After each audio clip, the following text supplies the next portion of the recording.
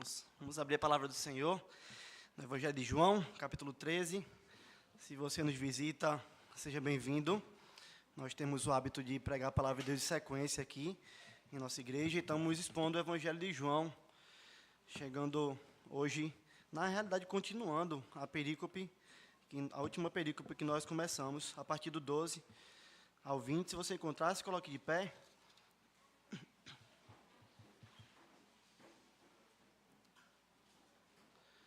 Evangelho de João 13, perícope do 12 ao 20. Diz assim a palavra do Senhor. Depois de lhes ter lavado os pés, tomou as vestes e, voltando à mesa, perguntou-lhes: compreendeis o que vos fiz? Vós me chamais mestre e senhor, e dizeis bem, porque eu sou. Ora, se eu, sendo senhor e mestre, vos lavei os pés, também vós deveis lavar os pés uns dos outros, porque eu vos dei exemplo, para que, como eu vos fiz, façais vós também. Em verdade vos digo, que o servo não é maior do que o seu senhor, nem o enviado maior do que aquele que o enviou. Ora, se sabeis estas coisas, bem-aventurados sois, se as praticardes.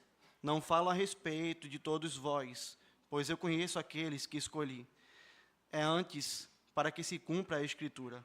Aquele que comeu do meu pão, levantou contra mim seu calcanhar. Desde já vos digo, antes que aconteça, para que quando acontecer, creiais que eu sou. Em verdade vos digo, quem recebe aquele que eu enviar, a mim me recebe, e quem me recebe, recebe aquele que me enviou. Amém. Você pode sentar.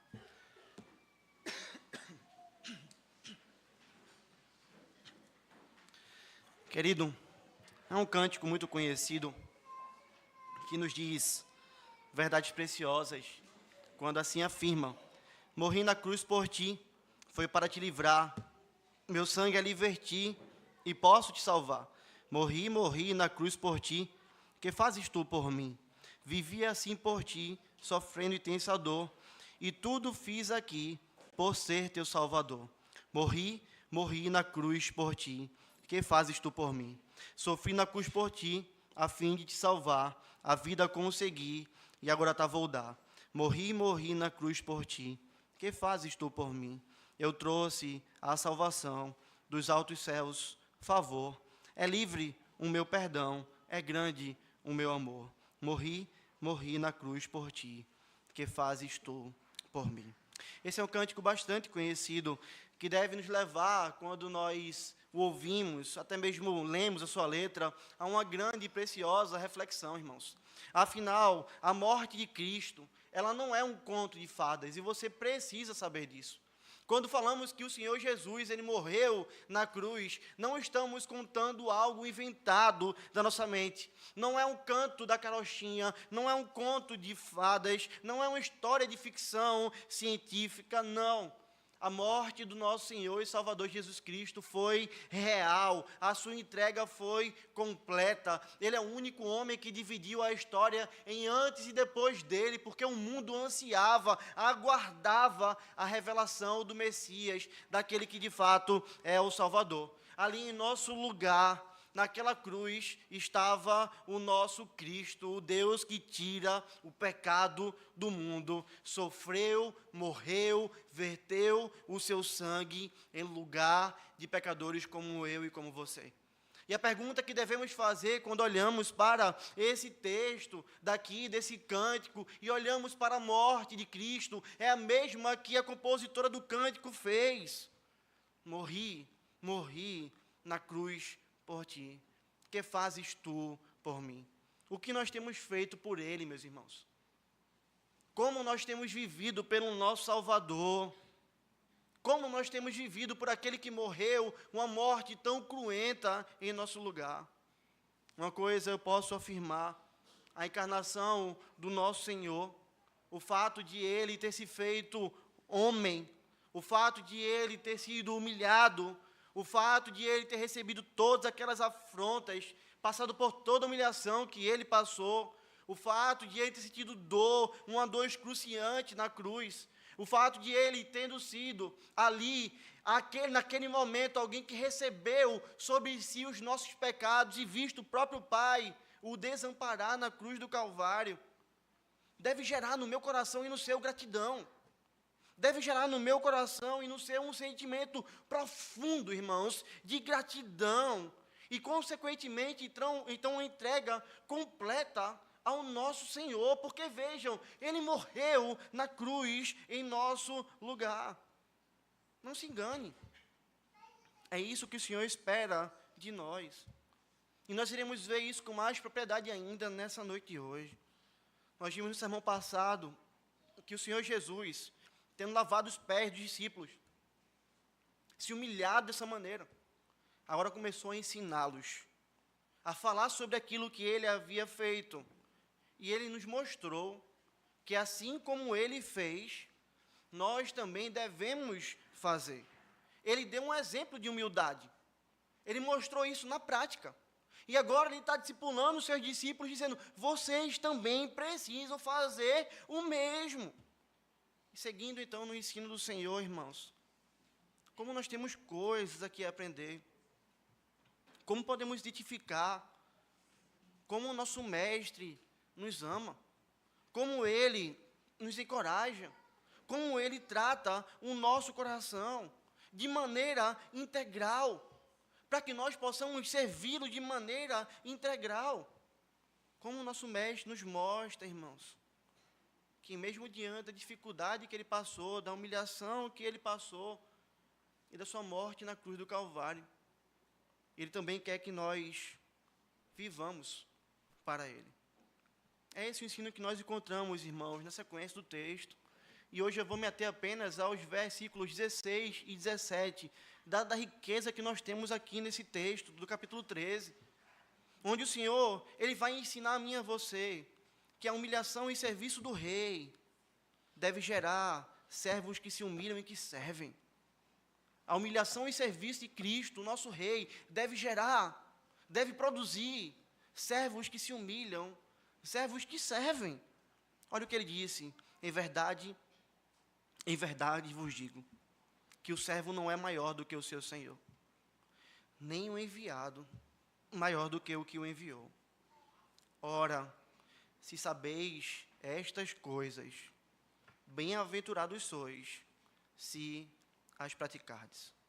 Irmãos, não há como correr, não há como fugir da realidade de que o cristianismo não é uma religião de mordomia. No que diz respeito a você viver deitado eternamente em berço esplêndido, de você viver de maneira tranquila e calma, gozando das benesses dessa vida. O cristianismo não é uma religião de honrarias a seu respeito, honrarias terrenas, de aplausos para você, de você ser o cabeça de todas as pessoas. Enganam-se aqueles que seguem falsos pastores, que vivem pregando facilidade nessa vida. Pessoas que vão atrás de sermões fáceis. Sermões, como diz a palavra de Deus, que fazem cócegas nos ouvidos, que atraem a atenção das pessoas por coisas terrenas, riqueza, saúde, alegria em bens materiais, tranquilidade, ausência de tribulação, ausência de perseguição, ausência de humilhação, é exaltação plena. Enganam-se aqueles que seguem falsos mestres, sem vergonha na cara, que chegam até mesmo sem temor nenhum a dizerem que ordenam coisas a Deus. Eu ordeno, eu determino, eu decreto, é assim que tem que ser. Tudo isso não passa de uma caricatura diabólica daquilo que é o verdadeiro cristianismo. Tudo isso não passa de um falso cristianismo. Porque, irmãos, se nós somos cristãos, se nós seguimos o cristianismo verdadeiro, genuíno, revelado na palavra do Senhor Jesus, o próprio nome cristãos significa pequenos cristos. Ou seja, nós somos uma miniatura de Cristo. Nós somos parecidos com Cristo.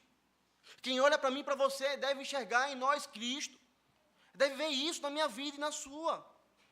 E Jesus, em toda a sua majestade, em toda a sua glória, em todo o seu resplendor, ele se faz servo.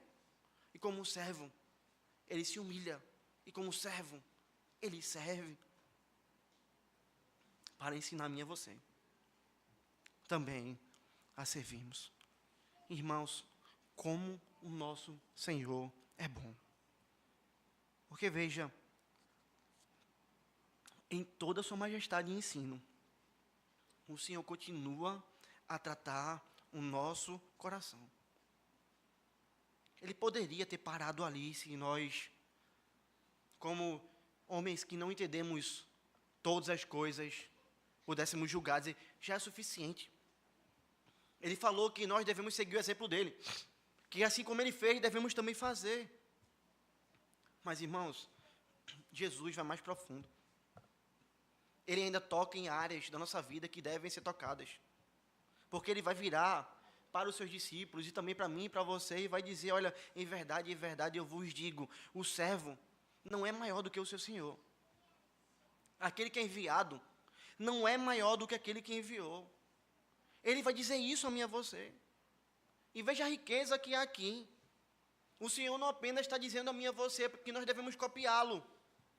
Ele já fez isso, ele já disse, eu dei exemplo, façam também, mas ele não para por aí, ele vai mais a fundo. Ele agora toca nas nossas resistências.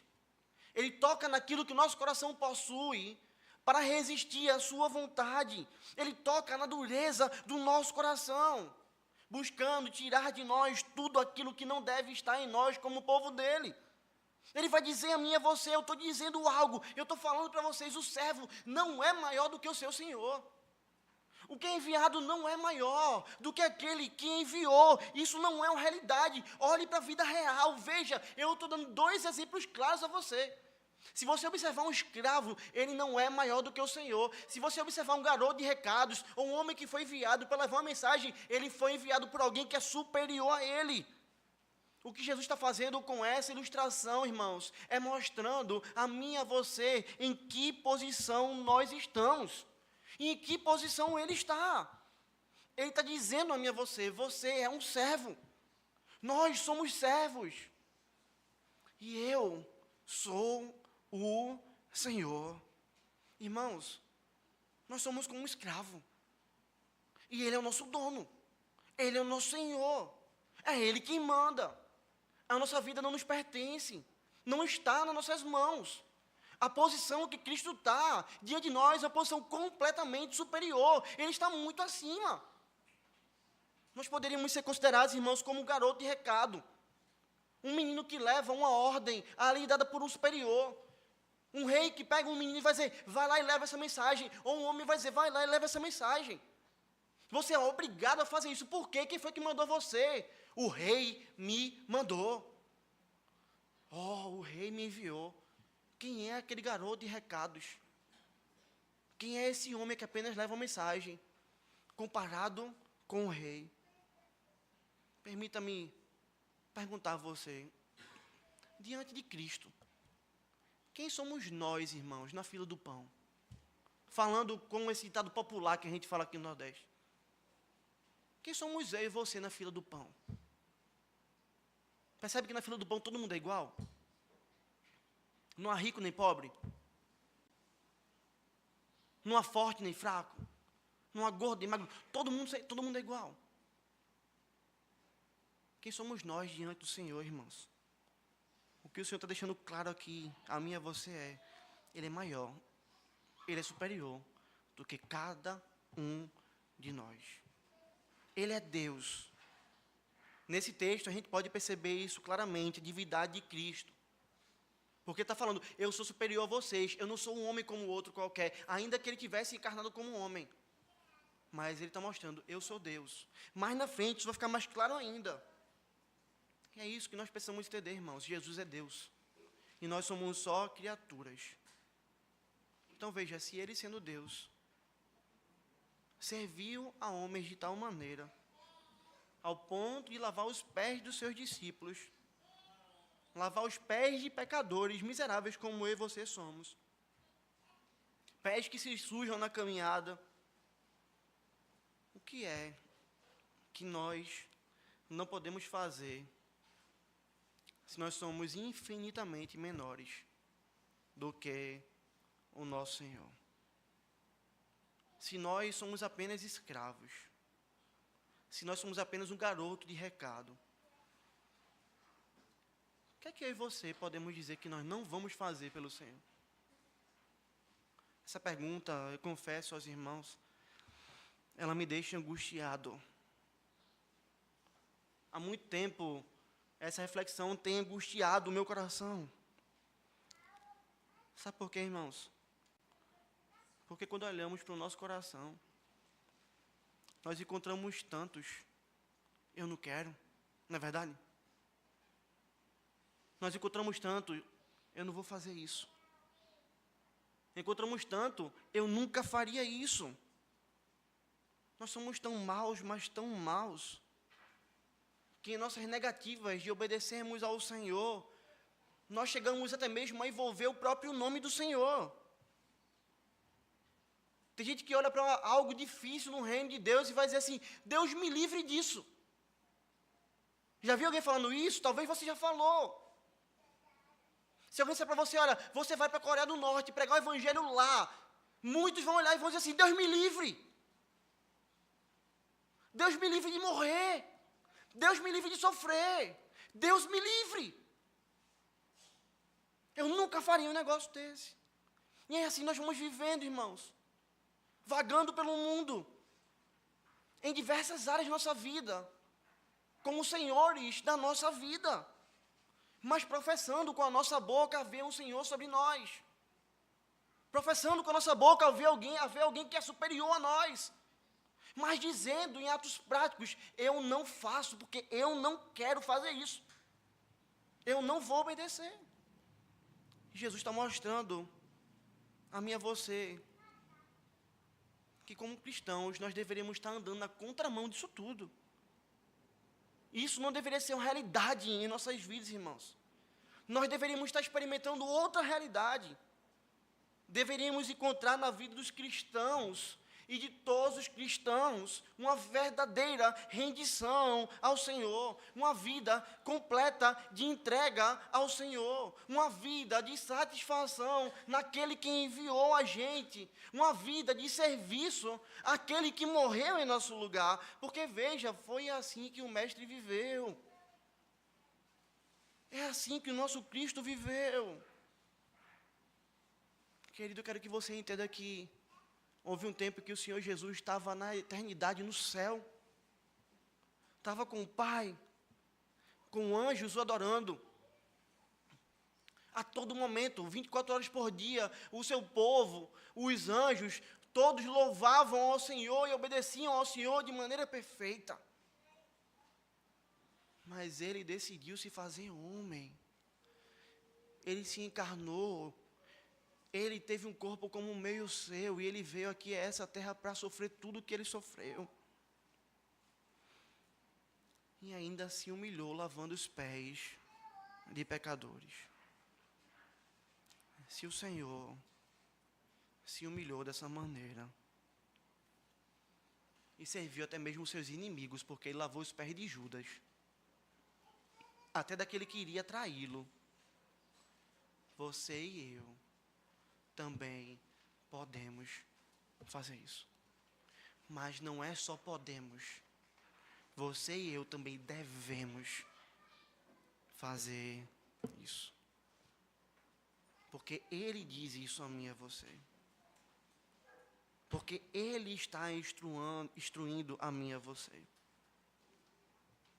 Se o Senhor se entregou para salvar pecadores de todas as tribos, povos, línguas, eu e você também podemos entregar nossas vidas para que outros ouçam o Evangelho através da nossa boca, aqui e onde o Senhor nos mandar.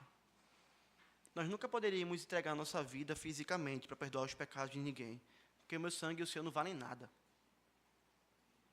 Nós somos pecadores igualmente, um pecador morrendo por um pecador não resolve nada. mas nós podemos nos apresentar a Deus como um sacrifício vivo. Como diz Paulo em Romanos, santo e agradável a Deus, como um povo completamente rendido a Ele. Porque se Ele, que é o Rei, fez assim, nós que somos servos também fazemos da mesma maneira. E viver assim, irmãos, pode trazer sofrimento à nossa carne, pode trazer humilhação, pode nos trazer dor na alma. Afinal, não se engane, o Senhor Jesus fala sobre isso. Ele vai dizer, nesse mundo vocês vão ter tribulação, vocês vão passar por aflição, mas tenham bom ânimo, eu venci o mundo. Ele vai dizer, assim como me perseguiram, vão perseguir vocês também. Se fizeram isso comigo, vão fazer isso com vocês da mesma maneira. Ele vai dizer, se você quer vir após mim, negue a si mesmo, tome sua cruz e me siga. Ou seja, o evangelho é o evangelho de morte. Você vai morrer para si mesmo, você vai sofrer nesse mundo. Esse é o evangelho. Para que eu seja exaltado, você vai andar como eu andei. Assim como eu carreguei a cruz, você também vai carregar. Então veja, viver assim pode trazer humilhação, dor na alma, dor no nosso corpo, excruciar de fato a nossa carne. Essa vida de entrega, essa vida como um sacrifício vivo, de rendição completa ao Senhor, ela vai trazer sofrimento. Mas eu também preciso te dizer nessa noite, essa é a única vida que traz alegria. Essa é a única vida que traz profunda alegria. A mais profunda felicidade de vivermos debaixo da bênção do Senhor. E quem está dizendo isso também é o próprio Senhor. Porque veja, depois dele dizer isso, dele falar que ele é o exemplo que nós devemos fazer, que ele é maior do que nós, ele vai aqui olhar para mim, para você e vai dizer, ora, se sabeis estas coisas, bem-aventurados sois, se as praticardes. Se vocês sabem disso, vocês vão ser bem-aventurados, se vocês praticarem. Meus irmãos, nós ouvimos isso. Essas verdades estão sendo ensinadas a esse povo. Estão sendo ensinados ao redor desse mundo. O Senhor está falando, o Espírito de Deus está falando. Ele está mostrando. É humilhação como Ele se humilhou, é servir como Ele serviu, é seguir seu exemplo, é entender que nós somos inferiores, Ele é superior e por isso nós fazemos o que Ele fez. Aí Ele está dizendo para mim e para você agora, vocês vão ser bem-aventurados, se vocês praticarem isso. E o que significa bem-aventurados? Felizes. Já sabemos disso, vimos o Sermão do Monte, mais do que felizes, felicíssimos, abundantemente felizes. Ou seja, quem é que Jesus diz que é feliz nessa terra? Quem é que Ele fala que usufrui de grande alegria? Aqueles que estão domingo após domingo ouvindo sermões e saindo dos sermões e vivendo na mesma vida de pecado? Não! Aqueles que têm um conhecimento teológico absurdo, não, porque o Senhor fala, se você saber e se você praticar, quem é feliz e felicíssimo é aquele que coloca o cristianismo na prática, o evangelho na prática. É um homem que olha para si mesmo e faz, eu não sou nada, a minha vida não é minha, eu não vivo mais para mim mesmo. Se o meu Senhor se humilhou dessa maneira, a minha vida é de humilhação, entregue e rendição completa a Ele. Aí o Senhor vai dizer, é essa pessoa que é feliz, e talvez muitos nessa terra vão ouvir isso e não vão entender nada. Vão achar que isso é mais profunda loucura, porque para esse mundo o evangelho de fato é loucura. O evangelho é loucura, irmãos. Mas o Senhor está mostrando quem é feliz. É quem vive dessa maneira. E eu vou ser sincero, queridos. Essa é uma das razões pelas quais nós encontramos tantos que estão no meio da igreja, mas que vivem tristes. Você conhece alguém assim? Gente que está no meio da igreja, no meio do povo de Deus, mas que vive triste, que vive para baixo, que vive murmurando, que vive reclamando, que vive descontente. Em algum estágio, isso atinge todos nós também, irmãos. E como eu odeio isso. Como eu odeio, às vezes, olhar para o meu coração e encontrar tristeza. Você também? Olhar e ver que você está para baixo quando não tem razão para isso. Nós oramos para que o Senhor retire isso. E eu oro para que Ele mude o coração. Para que Ele me use, para que Ele me atraia mais para si. Para que Ele quebre o meu coração. Se você olhar hoje para dentro do seu coração, certamente você vai encontrar tristezas que estão ligadas ao fato de você saber já o que o Senhor te ensinou. De você saber que você deve estar rendido a Ele. Está disposto a tudo para servi-lo. Mas você não tem praticado isso, porque você está pegado a coisas do aqui e do agora. Eu preciso deixar isso mais claro aos irmãos. E eu peço, atente para isso. Perceba quais são as raízes das nossas tristezas nessa terra. Por que nós sofremos nessa terra? Por que nós nos entristecemos nessa terra? Pare e pense. E você vai encontrar uma coisa muito comum em quase todas elas, se não em todas. Nós estamos insatisfeitos por não termos algo aqui que nós desejamos, ou por termos perdido algo que nós gostávamos muito. É por isso que você se vê triste. E para mim, uma mulher de uma mente fenomenal, que Deus capacitou grandemente, usou grandemente, ela trouxe uma definição muito bela e preciosa e precisa do que é o sofrimento. Elizabeth Elliot, em seu livro Sofrimento Nunca é em Vão, esposa do missionário Jim Elliot, mulher que perdeu 2 maridos ainda em vida, ela vai dizer que sofrimento é ter o que você não deseja, ou desejar o que você não tem. Que definição fantástica de sofrimento. Sofrimento é ter o que você não deseja. Quando você está doente, você deseja enfermidade? Não, é por isso que você sofre. Mas sofrimento também é desejar o que você não tem. Ah, como eu gostaria de ter isso. Ah, como eu gostaria de ter saúde. Ah, como eu gostaria de ter dinheiro. Ah, como eu gostaria de ter uma namorada, um namorado, um cônjuge, filhos. Eu não tenho essas coisas, isso me faz sofrer. E nós sofremos, irmãos, por tudo que está relacionado a esse mundo. Nós sofremos. Mas entenda, sofrer não é um problema. Afinal, há dores que nós vamos de fato sentir. Nós vamos sentir o peso das enfermidades. Sentiremos o peso das traições. Sentiremos o peso das perseguições. Mas o sofrimento ele pode produzir 2 coisas em nós. Ou ele vai nos tornar mais parecidos com Cristo, ou ele vai nos tornar insatisfeitos, murmurantes, homens e mulheres sem alegria, homens que abraçam essa realidade e vivem dessa maneira.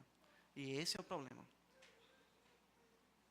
Sofrer não é o problema, mas aquilo que o sofrimento produz na sua vida pode vir a ser uma grande bênção, ou pode vir a ser uma grande desgraça para você. Deixe-me deixar isso ainda mais claro. Quantos cristãos não vivem satisfeitos porque não possuem a casa própria? Eles andam de angústia em angústia. Eles acham que para que eles possam ser felizes, um dia eles precisam chegar um momento em que eles não pagam mais aluguel. E agora tem um lugar para morar. Veja, a paz dessas pessoas está em quem? Em coisas dessa terra. E eles vivem como quem corre atrás do vento. E se você já conversou com alguém que comprou uma casa própria, você sabe. Aquilo não satisfaz o coração. As angústias continuam ali. Da mesma maneira. Quantos não vivem sem contentamento porque estão trabalhando no trabalho que eles não sonharam trabalhar? Eu não estou no meu trabalho dos sonhos. Eu vivo nesse trabalho. Não é aquilo que eu imaginava para a minha vida. Quantos não vivem tristes porque perderam um ente querido? E eu não estou falando sobre a dor da morte, a dor do luto. Nós podemos sentir isso. Jesus chorou quando viu Lázaro morto. O sofrimento não é pecado. Mas veja, quantas pessoas hoje foram sepultadas com os seus entes queridos, morreram ainda em vida, vivem uma vida de lamúria, de tristeza, de saudosismo, onde nada para elas presta. Tudo que elas almejavam é estar com aquela pessoa que elas amavam. A insatisfação, irmãos, pode achar lugar em nossos corações através de tantas coisas. Alguém passou na igreja e não falou comigo, meu celular quebrou, o trânsito está muito grande, a gasolina subiu, um imposto novo foi colocado. Razões para vivermos satisfeitos, nós teremos muitas nessa vida. Muitas. E assim nós vamos encontrando cristãos infelizes. Um cristão infeliz. Um cristão que vive insatisfeito. Você deve conhecer alguém assim. Talvez você seja assim. E eu preciso te dizer hoje, isso é muito estranho à luz da Escritura. Isso não casa com a palavra de Deus. O Dr. Martin Lloyd Jones, em seu livro Depressão Espiritual, comentando a passagem de Marcos 8, do 22 ao 26, onde Jesus Cristo coloca ali um homem cego cuspe em seus olhos. E aquele homem passa agora a enxergar, quando é perguntado a ele, o que é que você vê? Ele vê os outros homens como árvores. Lloyd Jones, no seu livro, então, Depressão Espiritual, falando sobre isso, comentando esse texto, ele vai dizer o seguinte, que há homens que vivem assim. E ele vai dizer, a segunda coisa que não vem claramente é que o seu coração não está totalmente envolvido. Guarde isso no seu coração. É que o coração desses homens não está totalmente envolvido. Ainda que possam ver muitas coisas, sua felicidade realmente não está no cristianismo, nem na sua posição cristã. Por alguma razão, não encontram a alegria verdadeira na fé cristã. Precisam constantemente trazer isso à memória. E às vezes tentam forçar essa atitude em si mesmos. Não são felizes. Sua alegria, se é que tem alguma, ainda parece provir de outras fontes. Seu coração está completamente envolvido. E muitos estão vivendo dessa maneira. Com olhos turvados pelas coisas desse mundo, sem uma entrega completa, com o coração dividido entre Deus e as alegrias desse mundo, e consequentemente distante do Senhor e do seu Evangelho. Nós não devemos viver assim, irmãos, porque a promessa do Senhor, o Senhor nos promete algo. E Ele vai dizer, ora, se sabeis estas coisas, bem-aventurados sois, se as praticardes. Nós devemos ser achados como um povo feliz.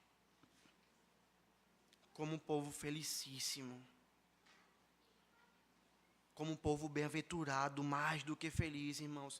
E isso só vai acontecer na nossa vida quando nós nos oferecemos ao Senhor completamente como um sacrifício vivo.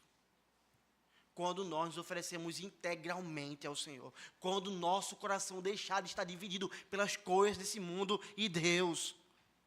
Quando nossos olhos estiverem nele e não nas coisas do aqui e do agora. Quando nós andamos dia após dia sabendo que tudo que nós fazemos, nós estamos dispostos a sermos humilhados, a sofremos pelo Senhor, a servirmos o Senhor, na tranquilidade ou na angústia, porque o que importa para mim e para você não é mais viver para mim mesmo, mas é de fato viver para a glória de Deus. É isso que Paulo vai nos ensinar. Eu estou crucificado com Cristo. Agora já não vivo eu, mas Cristo vive em mim. É por isso que ele pode escrever à igreja de Filipos dizendo: alegrai-vos sempre no Senhor. Outra vez digo, alegrai-vos. Paulo não está dizendo a mim e a você que nós temos que se alegrar na casa própria, no carro que compramos, na saúde que temos, nos filhos que recebemos, no casamento que chegou. Tudo isso é bênção e traz uma alegria momentânea e deve produzir glória a Deus. Mas a nossa alegria, irmãos, é ultra circunstancial, porque ela não depende de coisas, ela depende de uma pessoa, ela depende de Jesus Cristo. Alegrai-vos sempre no Senhor. Outra vez digo, alegrai-vos. Há inúmeros cristãos na palavra de Deus que experimentaram isso e que são exemplo de fidelidade para mim e para você. E eu quero que você entenda hoje, o Evangelho não é um conto de fadas, como foi falado no começo. O Evangelho é verdade, ele produz uma mudança verdadeira. Há um Espírito que atua em nós, irmãos, e que é muito maior do que nós. E que é capaz de mudar o nosso coração, capaz de tirar a água da rocha, capaz de tirar a alegria do meio da mais profunda tristeza, irmãos. Nós temos um Deus que fez isso e continua fazendo isso na vida do seu povo e mostra vários exemplos a mim e a você, para deixar claro, olha, eu não minto, o que eu digo, eu faço. Quando você encontra Jó, por exemplo, você encontra Jó tendo perdido todos os seus animais, tendo perdido os seus recursos, tendo recebido a notícia, seus filhos morreram, todos os filhos, os 10 filhos desse homem morreram. E quando isso é falado para ele, ele vai dizer, nu saí do ventre de minha mãe e nu voltarei. O Senhor deu, o Senhor tomou, bendito seja o nome do Senhor. No meio do mais profundo caos, esse homem louva a Deus. No meio do mais profundo caos, ele exalta o nome do Senhor. No dia mais sombrio da sua morte, onde seu coração deveria estar excruciando de dor, ele está ali ainda se alegrando no Senhor, louvando ao nome do Senhor. Abacuque vai nos dizer que mesmo diante de uma crise nacional, uma crise absurda, onde não houvesse mais o que fazer, ele vai dizer assim, ainda que a figueira não floresça, nem haja fruto na vide, o produto da oliveira minta, e os campos não produzam mantimento, e as ovelhas sejam arrebatadas do aprisco, não tem mais comida nenhuma, é o que ele está falando. E nos currais não haja gado. Entrou os montes aqui, um terremoto, entrou água, o mar invadiu a terra, é um caos profundo. Ele está dizendo, mesmo que isso tudo aconteça, todavia, eu me alegro no Senhor e exulto no Deus da minha salvação. Eu me alegro no Senhor. Pedro e os apóstolos foram chicoteados.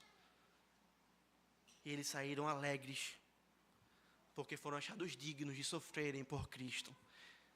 Atos 5, 40, 41 vai dizer assim, chamando os apóstolos, açoitaram-nos, e ordenando-lhes que não falassem em nome de Jesus, os soltaram, e eles se retiraram do sinédrio, regozijando-se. Não é só sorrindo. Você entende isso? Não é dizendo, está vendo, a gente é por Jesus. Que massa, né? Não é isso não. É regozijo. É uma alegria que passa daquilo que nós vemos como normal. É uma alegria extraordinária. E eles estavam se regozijando por terem sido achados dignos de sofrer afronta por esse nome. Nós apanhamos por Jesus. Que maravilha! Rapaz, quantos homens nesse mundo não vão ter esse privilégio? Talvez eu e você não tenhamos o privilégio que eles tiveram, irmãos. Talvez as minhas costas e as suas não sejam rasgadas como as deles foram. A gente não experimente isso, mas eles experimentaram e saíram. Glória a Deus, a gente apanhou por Cristo. Veja, o nome dele foi glorificado através da nossa vida, através do nosso sangue, através do nosso sofrimento. Louvado seja o nome do Senhor. Paulo e Silas foram açoitados com varas, jogados na prisão. Irmãos, quando a gente encontra essa cena ali de noite já, esses homens cansados, certamente, imagina você levar vários açoites, você não encontra esses homens chorando, sofrendo, dizendo assim, o que é que a gente está fazendo na nossa vida? Talvez a gente estivesse fazendo isso, irmãos. Talvez a gente olhasse um para o outro e dissesse, a gente vai fazer o que na nossa vida? Onde é que a gente foi se meter? Que diacho de religião é essa que a gente foi crer? Está vendo a gente estar aqui preso, depois de ter apanhado? Irmãos, Paulo era um homem culto, Paulo era um homem que tinha posses, Paulo era um homem que tinha prestígio, Paulo podia ter tudo na sua vida, em um certo sentido, mas estava ali esse homem, numa prisão, porque pregou o evangelho. Mas eles não estão fazendo nada disso. Não estão reclamando, murmurando, ou se perguntando por que seguir o evangelho, o que esses homens estão fazendo. A palavra do Senhor vai dizer que por volta da meia-noite, Paulo e Silas oravam e cantavam louvores a Deus. E os demais companheiros de prisão escutavam. Aqueles homens tinham apanhado, aqueles homens estavam presos, eles estavam ali, com dores no corpo, mas orando e louvando ao nome do Senhor, porque o cristão, ele é bem-aventurado. Nós somos bem-aventurados, irmãos. Eu não conheço um cristão na Bíblia. Um cristão na Bíblia que morreu triste. Você conhece algum? Que morreu arrependido, lamentando o fato de ter servido a Cristo. Não encontramos nenhum. Não há nenhum homem para nos mostrar essa realidade. Todos eles morreram certos da salvação e de que estavam glorificando o nome do Senhor e felizes no seu Salvador. Sabe por quê, irmãos?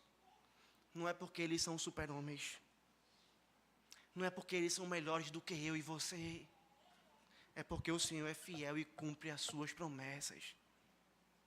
E o Senhor disse: bem-aventurados sois se as praticardes, se vocês praticarem minha palavra, se vocês se humilharem e sofrerem por mim, vocês são bem-aventurados. Eles se entregaram como o mestre se entregou.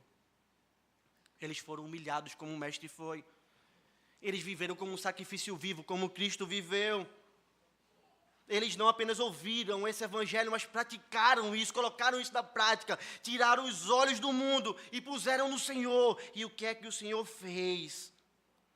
O Senhor fez com que mesmo no meio da dor, mesmo no meio do sofrimento, mesmo em meio a momentos de lágrimas, o coração deles fosse inundado com a sua preciosa alegria.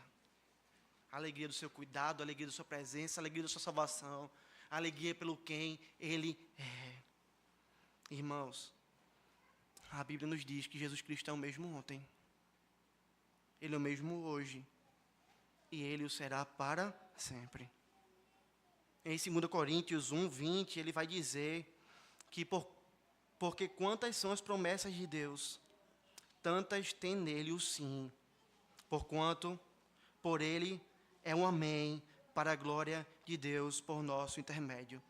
Sabe por que eu estou lendo isso para você? Porque eu estou lembrando a você, o mesmo Jesus que sustentou aqueles homens, é o mesmo Cristo que nos sustenta hoje. A mesma promessa feita àqueles homens é feita a nós hoje. E nas promessas do Senhor nós encontramos o sim e nós encontramos o amém. Porque Deus não é homem para que minta, Ele cumpre cada uma de suas promessas. Então o Senhor vai continuar e continua e irá fazer até o último dia. Ele vai continuar a cumprir a promessa de alegrar o coração daqueles que não apenas ouvem esse evangelho, mas se entregam completamente a Ele. Ele viveu, irmãos, para que nós pudéssemos ter isso. Ele morreu para que nós pudéssemos ter isso. Ele ressuscitou para que nós pudéssemos ter isso. Então Ele vai cumprir isso na minha vida e na sua. Ele continua fazendo isso. Essa é a razão pela qual nós encontramos irmãos na igreja que estão sendo perseguidos no seu trabalho, mas permanecem firmes e alegres no Senhor. Já encontrou alguém assim? O cara vai para o trabalho, leva bordoada, atrás de bordoada, lapada, atrás de lapada, mas você conversa com ele: eu estou em paz em Deus. Eu estou feliz no Senhor. Eu vou perseverar. Essa é a razão, irmãos. É por isso que nós encontramos irmãos que perderam filhos, mas seguem firmes louvando ao Senhor, porque os filhos não são o tesouro deles, mas sim o Senhor. Eu posso perder famílias, bem e prazer, mas eu tenho o Senhor, se eu tenho o Senhor, eu tenho tudo. E você encontra crentes assim. Já conheceu alguém assim? Irmãos consolados no Senhor, em paz no Senhor, mesmo tendo perdido filhos. Uma dor que deve ser excruciante na alma. Se você já teve a oportunidade de visitar um homem ou uma mulher de Deus no hospital, já nos seus últimos dias de vida, você já deve ter saído dali impactado com a alegria dessa pessoa, mesmo em meio às mais profundas dores. É algo incrível, você vai para consolar, você vai para aconselhar, você vai para ser bênção, mas você que sai dali consolado, encorajado e abençoado, porque a alegria daquele irmão é algo extraordinário, e você diz, Deus está aqui, Deus é na tua vida, porque só Deus pode fazer isso. E você pergunta, como é que você consegue ser tão alegre nesse momento? E a pessoa vai dizer, não sou eu não, é o Senhor, já ouviu isso? Ah, não sou eu, é Deus, só tem essa explicação. Ah, irmãos, inúmeros pastores que foram pisados, feridos por pessoas dentro e fora da igreja, traídos por pessoas próximas, mas mesmo assim permanecem servindo ao Senhor. Alegres. Como é estranho para esse mundo, mas belo aos olhos do povo de Deus. Nós podemos sentar e conversar com homens e mulheres que abriram mão de tudo, estão em lugares difíceis, lugares longínquos da terra, passando perrengue financeiro, luta na carne, sofrendo com malária, correndo risco ali de ser preso, vivendo dia por dia, sem saber se amanhã eles vão acordar vivos ou se vão acordar ali com a casa sendo queimada e sendo mortos. São homens e mulheres que estão ali porque querem pregar o evangelho a um povo que não conhece, e você chega a esses homens e diz assim, eu posso oferecer todo o dinheiro do mundo a você, eu te dou 2 milhões de reais para você sair daqui, eu te dou 10 milhões, eu te faço um milionário. E ele vai dizer, eu não prefiro ser um milionário, eu prefiro ser um missionário, eu prefiro glorificar e exaltar o nome do Senhor, porque a alegria do Senhor é minha força. Irmão, só Deus pode fazer isso. Como é incrível quando sentamos para conversar com senhores e senhoras de idade que foram instrumentos de Deus para plantar igrejas, irmãos. E nós ouvimos da boca desses homens e dessas mulheres as lutas, os dias difíceis, as decepções que enfrentaram na igreja. Mas diz assim, eu nunca abandonaria o povo de Deus, eu faria tudo de novo. Se fosse para passar por tudo isso de novo, para passar por tudo de novo. Valeu a pena. Há uma igreja plantada naquele lugar porque eu fui instrumento do Senhor. Meus irmãos, esse texto é um profundo tratar do Senhor em nossos corações. É um profundo tratar do Senhor na minha vida e na sua. É o Senhor catucando nossas feridas. É o Senhor espremendo o pus que nós muitas vezes temos ali nossas feridas infeccionadas e dizendo a mim e a você, vivam como eu vivo. Ajam como eu ajo. Amem como eu amo. Sirvam como eu sirvo. Exaltem a Deus assim como eu faço. O Senhor hoje quer tirar, irmãos, de nossos corações qualquer limite. O Senhor quer tirar de nossos corações qualquer vanglória que nos impeça de vivermos como o Senhor Jesus Cristo viveu.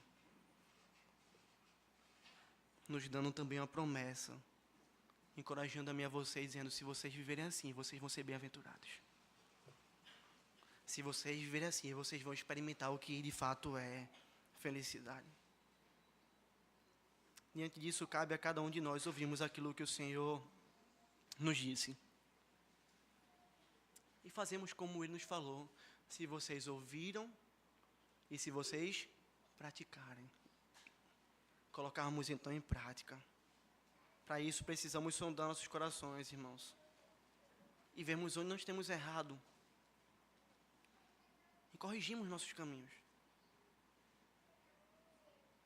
Reajustando nossas rotas, fazendo isso, entendendo que não é por nossa força, não é pelo nosso músculo, mas pela operação soberana do Senhor. Devemos então parar hoje e refletir. Que limitações nós temos colocado para o nosso serviço ao Senhor? Que limitações você tem colocado? Eu tenho colocado para servirmos a Deus. Quais são elas, irmãos? Será que nós temos nos limitado de pregar o Evangelho por conta da vergonha? Quantos não têm vivido assim? Pastor, eu sou tímido, eu não prego o Evangelho porque eu sou tímido. Eu tenho medo de ser zombado na escola, eu tenho medo de ser zombado no meu trabalho. Eu tenho medo de postar um versículo nas redes sociais, um vídeo meu falando sobre o Evangelho, para que outros possam ouvir e pessoas zombarem de mim.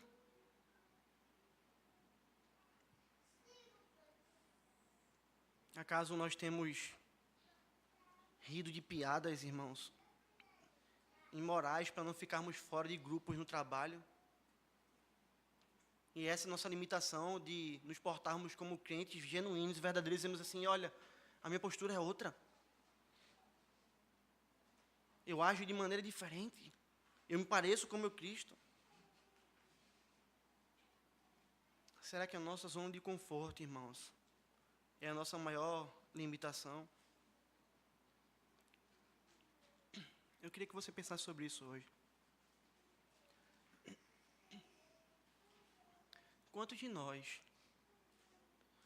não temos vivido o evangelho confortável? Um evangelho confortável, tranquilo, sem confronto, sem serviço, sem rendição. Veja como é confortável, no nosso caso hoje. Você chegar e encontrar uma igreja que o piso está limpo, sentar numa cadeira, com ar-condicionado, pessoas legais que no final vão abraçar você, vão apertar sua mão, você vai ter boas conversas. Você vai dar abraço, tapinhas nas costas, você vai sair. No domingo que vem tem tudo de novo. Eu sento na cadeira, eu abraço pessoas, eu falo com pessoas. Eu rio de piadas e eu saio. E no domingo que vem eu tenho a mesma coisa mais uma vez. Quantos de nós temos vivido assim, irmãos? Quantos de nós? Quantos de nós temos o conforto como impeditivo de servirmos a Deus? Vou acordar mais cedo para poder vir no culto amanhã. Vou sair para poder pregar a palavra a outras pessoas. O ser um estandarte de Cristo no meu trabalho, sabendo que eu vou ser perseguido. O gastar as minhas energias discipulando o coração dos meus filhos, porque eles precisam crescer entendendo o Evangelho. O sentar para aconselhar outro irmão. O dividir a caminhada com outras pessoas. O colocar minha mão no bolso e investir financeiramente. O me deslocar a um lugar distante para pregar o Evangelho. O investir na vida de missionários, o me importar com missionários. Irmãos, nós estamos tão confortáveis que nós nem sequer oramos. Se nós fôssemos perguntar hoje aqui quem, durante essa semana, orou pela igreja, orou pelo avanço do reino, orou pelos nossos missionários, orou para que o Senhor seja glorificado onde Ele não é, quantos de nós levantaríamos a mão? Nós estamos tão confortáveis que nem orar como nós deveríamos orar, nós oramos. Talvez o seu conforto seja a sua grande limitação. Talvez seja lá que você vai precisar mexer e vai dizer assim, rapaz, chega de conforto, chega de tranquilidade, chega de paz na alma nesse mundo. Eu quero ter paz com Deus, porque veja, você não pode viver em paz nesse mundo e em paz com Deus da mesma maneira, não pode. Não pode. Será que nossa limitação, irmãos, é geográfica ou é por conta de nossos medos? Eu estava refletindo esses dias. Por que nós mandamos tão poucos missionários, irmãos, a povos não alcançados? E uma coisa que nós encontramos como resposta disso é: nós estamos abraçando a segurança desse mundo e nosso conforto. Nós estamos abraçando isso, irmãos. Sair da minha esquina, eu até saio. Mas, sendo bem sincero, você se vê no Oriente Médio, anunciando o Evangelho? Você se vê lá? Você se vê na China, anunciando o Evangelho? Você se vê numa situação dessa? Quando a gente olha ali Calvino, em Genebra, nós somos igreja calvinista. Nós vamos estudar Calvino. Nós vamos olhar para o coração daquele homem e encontrar um homem angustiado. Pensando, nós precisamos mandar mais missionários. Não sei se você sabe, mas Calvino ia visitar vários cristãos perseguidos. Ele ia escondido. Se você ler a biografia de Calvino, você vai ver isso. Calvino estava indo escondido E ele ia escondido a vários irmãos, se encontrava com vários irmãos para discipular, para encorajar, para cuidar do coração, porque ele queria que o evangelho se expandisse. Quantos de nós temos abraçado nosso medo, irmãos? Quantos de nós? Talvez a nossa limitação seja o nosso apego à nossa honra. E diante disso, nós precisamos pensar seriamente o quanto estamos preocupados em sermos honrados por familiares e amigos. Preocupados com o que as pessoas que estão ao nosso redor pensam a nosso respeito. Quanto você ama a sua honra? Quanto você estaria disposto a ser envergonhado pelo Senhor?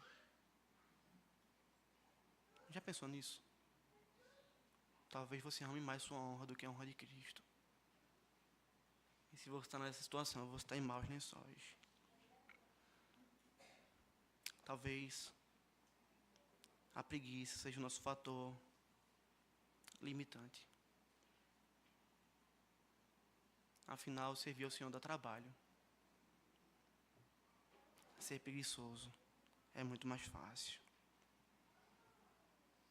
Talvez, irmãos, nós precisamos olhar para a nossa vida, para os nossos corações, e nos fazer uma séria pergunta: quem é o Senhor da minha vida? Quem me governa? Sou eu? Ou é o Senhor Jesus? Quem é o Senhor na sua vida?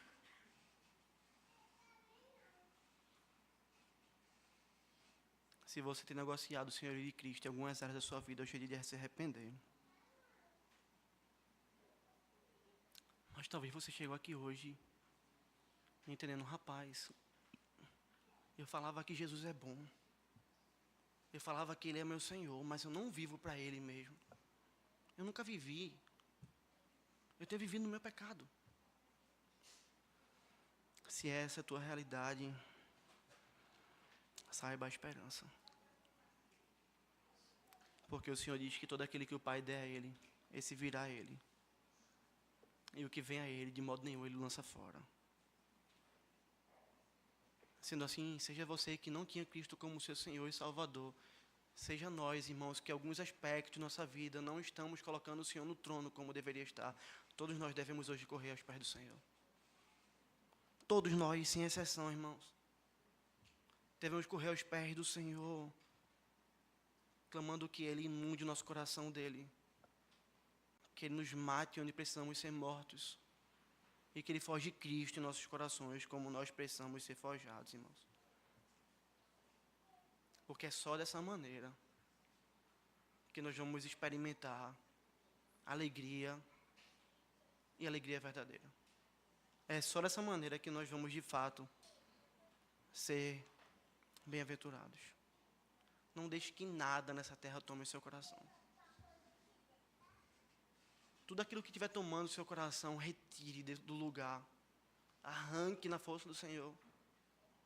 Porque só Cristo deve tomar todo o nosso coração, irmãos. E aí, na força do Senhor, devemos sair daqui dispostos a lutar contra as amarras desse mundo. Contra esses laços que tentam tomar os nossos corações. Fazendo isso com os olhos fitos somente no Senhor. Porque só Ele tem poder para fazer isso, irmãos. Eu queria desafiar você a sair daqui orando e dizendo: Senhor, tira o mundo de mim. Senhor, abre meus olhos para Ti. Arrebata meu coração para o Senhor. Me faz servir-te com tudo que eu tenho. Ou melhor ainda, eu queria te desafiar a sair daqui orando como Agostinho de Hipona, que disse assim: tarde te amei. Ó beleza tão antiga e tão nova. Tarde demais te amei. Eis que habitavas dentro de mim e eu te procurava do lado de fora. Eu disforme lançava-me sobre as belas formas das tuas criaturas. Estavas comigo, mas eu não estava contigo. Retinham-me longe de ti as tuas criaturas, que não existiriam se em ti não existissem. Tu me chamaste, o teu grito rompeu a minha surdez. fulguraste e brilhaste a tua luz e afugentou a minha cegueira. Espargiste tua fragrância e respirando-a, suspirei por ti. Eu te saboreei e agora tenho fome e sede de ti. Tu me tocaste e agora estou ardendo no desejo da tua paz. Irmãos, que Deus faça isso conosco. Que o Senhor nos tire das criaturas, das coisas desse mundo que nós temos tentado buscar prazer. Que a sua luz retire de nós toda a cegueira. Que nós possamos, irmãos, ter a fragrância de Cristo espirrada sobre nós. E possamos saboreá-lo como Agostinho saboreou. Ter fome dele como Agostinho teve. Ser tocado por ele e ter nosso coração ardendo pela sua paz. Porque isso, de fato, é viver como bem-aventurado. Esse é o homem feliz. Esse é o homem que exalta o nome do Senhor. Que o Senhor nos abençoe e nos arrebate mais para perto dele e enche nosso coração do seu amor. E nos alegre sob medida. Queria te convidar a ficar de pé e cantar essa última oração de Agostinho em resposta ao sermão que nós ouvimos.